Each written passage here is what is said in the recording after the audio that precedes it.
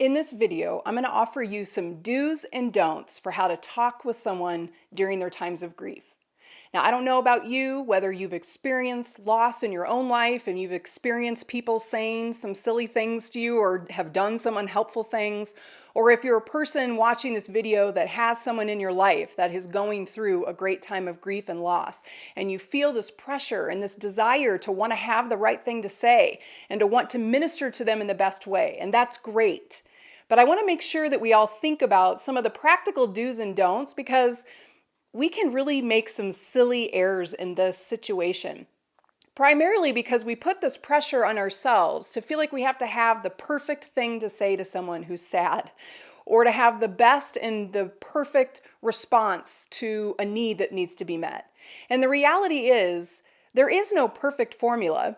Because for grief, everybody does it differently. Every person who goes through the grieving process will have a unique experience.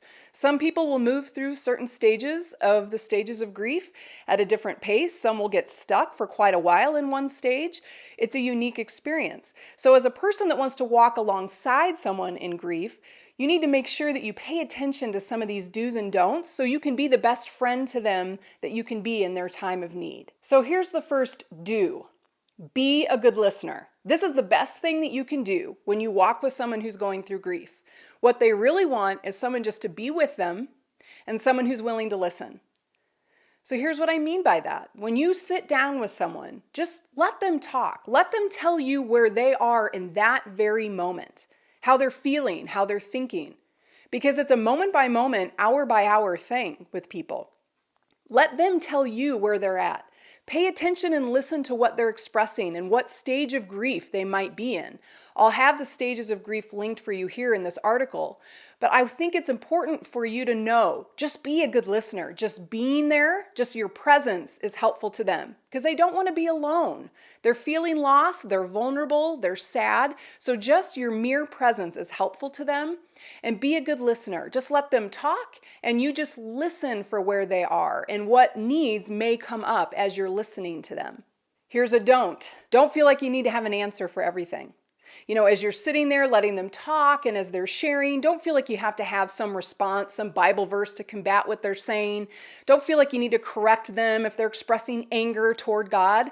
Don't feel like you have to have an answer for everything. They just need to be able to vent. That's all part of the grieving process, is moving through those different stages of grief and just feeling the freedom to express where they are, why they feel the way they feel. And for you, again, it's more about listening than it is about having some quick response or to have some answer to offer them, because that's not really what they need right now. They just need you to listen. Here's another don't. Don't be the cheerleader type. Now, here's what I mean. For a lot of people, they're thinking, okay, sadness, bad. Depression, bad. So what I need to do is come in and be this cheerleader, and I'm going to make you laugh and smile, and we're going to just forget about all this pain that you're feeling. So listen, again, even though there can be some good to laughing, yes, absolutely. But that isn't your call to make. Here's what I mean by that. If you're going in with someone and you're sitting with them and you're being a good listener, you're going to hear if they're ready to laugh. They're going to tell you probably, you know what, today, I just don't even want to talk about the loss right now. I'm overwhelmed by it. I've been crying all morning. I just want to laugh. So go see a movie. Share funny memories that you had, whether you knew the loved one that they've lost or just memories that you've shared together. Then it's appropriate to make them laugh and to help them forget for a time.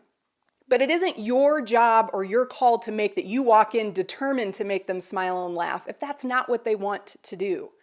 So again, it's about you meeting them where they are and not you imposing your own thoughts or emotions or what you think they should be doing and putting that on them. Here's another do. Give them permission to mourn. As you're sitting there with someone and they start talking or sharing about something and they just are overwhelmed and get emotional and cry, let them do that. Don't be afraid of that. Don't feel like, oh, gee, I didn't mean to make you cry. Or if you're sharing something that was special about that person that you are sad about that loss too, and that makes the person cry, that's okay. Mourning, crying, grieving, that's all healthy and appropriate.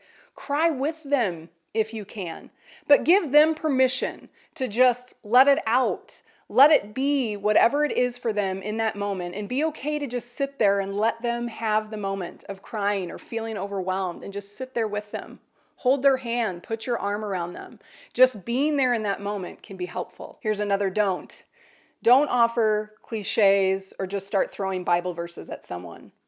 You don't need to say, well, God needed another angel in heaven, or God has a purpose in everything, or just throwing out those Bible verses that, you looked up before you went over there that talk about, God's hope and healing and hope for the future. And don't get me wrong, going to the Bible is very important. But again, the point here is that you're trying to meet somebody else where they are in that moment. And just as I've talked to people that have experienced grief, they'll say, listen, I already have some of those Bible verses. I've already been reading the Bible, trust me, trying to find some clarity of thought here. Or I'm just a little angry at God right now, and so I don't want to hear about the Bible verses today. I mean, I will eventually. And so again, it's not about you coming and just throwing these cliches at them. That's not helpful to them. They don't want another angel in heaven if they lost their child. They want their child here. And some of those Bible verses just may fall flat just because they're still just in that part of their grieving process that they're just not ready to hear that truth yet.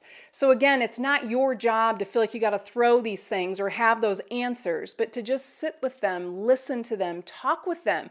Not that you can't share verses that are helpful to you, but to not feel like that's just the cure-all, is just to throw those things at them and think that's going to fix it. And here's the last do. Make sure you're praying for that person or that family every day.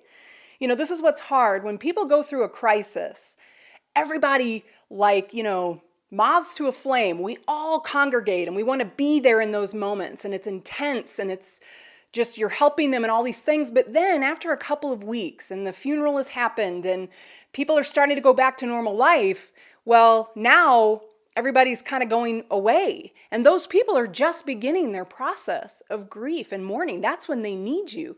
So don't forget to pray for them every day, as that's just every minute having to put one foot in front of the other and just to try and find their new normal without this person. It's not a normal that they want, right?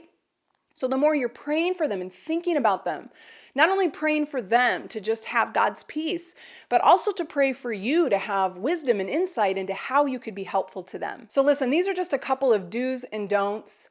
So I hope that you can utilize these, and of course, all of us have a heart to want to help, and that's beautiful and wonderful. But just be aware of some of these things so that you don't start stepping on yourself or becoming an unhelpful agent in a time of deep grief and sadness for people in your life.